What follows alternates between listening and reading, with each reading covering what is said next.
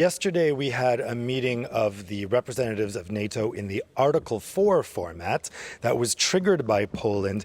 That can be triggered by a NATO member when they feel their territorial integrity has been violated or their political stability has been violated. It's not so uncommon to trigger that. It's not Article 5, which is the Mutual Defense Clause, but it is fairly serious. And certainly the language being used by Polish Prime Minister Donald Tusk, who said Poland is now the closest it's been to open conflict since World War II, is quite dramatic. The key question is whether this was a deliberate incursion of Polish airspace.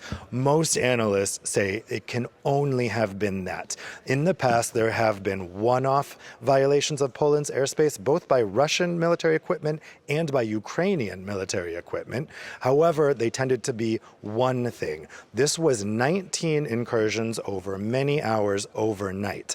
Now, different authorities have been more or less direct about saying that it for sure was a deliberate incursion. Yesterday in his press conference following that NATO meeting, NATO Secretary General Mark Rutte said that still needed to be analyzed. However, the EU's foreign policy chief, Kaja Kallas, said that all indications are that it was deliberate. Now, she's calling for an emergency meeting of foreign ministers here at the European Council to take place shortly, where they'll look at this evidence, and they also will look at the NATO response. Mark Rutte said that this was a test of NATO, and NATO aced the test, that it was able to thwart these drones. In reality, military analysts said this wasn't a good look for NATO. It took F-15 fighter jets to shoot down drones. That's not the most precise way you would want to do it, and they only shot down 4 out of the apparent 10 that crossed into Polish airspace. So there's a lot of talk right now that NATO desperately needs a so-called drone wall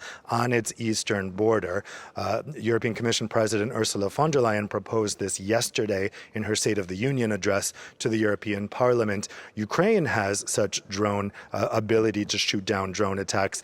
Most of these drones went to Ukraine, and Ukraine was able to shoot them down with drones. So the fact that NATO had to use fighter jets to shoot these down has people a little bit worried about NATO's capability to respond to things like this in its east.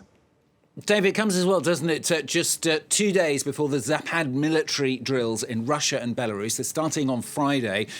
Border crossings with Belarus already closed due to those drills.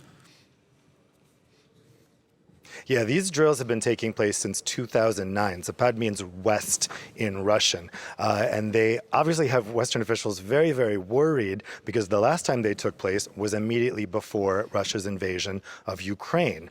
And during these military drills since 2009, that take place once every 4 years, they've used barely disguised Western targets, words that are made to sound like Lithuania, like Poland. And also Western intelligence sources say that Russia lies about the amount of troops that participate. For instance, last time, I think they said it was something like 17,000 troops. Western intelligence said it was actually 200,000 troops.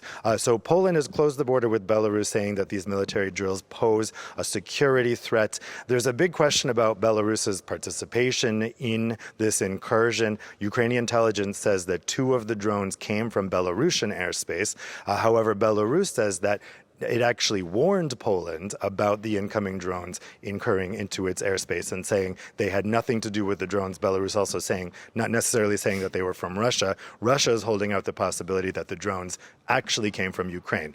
So this incursion happening just before this military exercise, the last of which was conducted just before Russia's invasion of Ukraine, obviously has people in Poland and the wider EU and NATO very worried.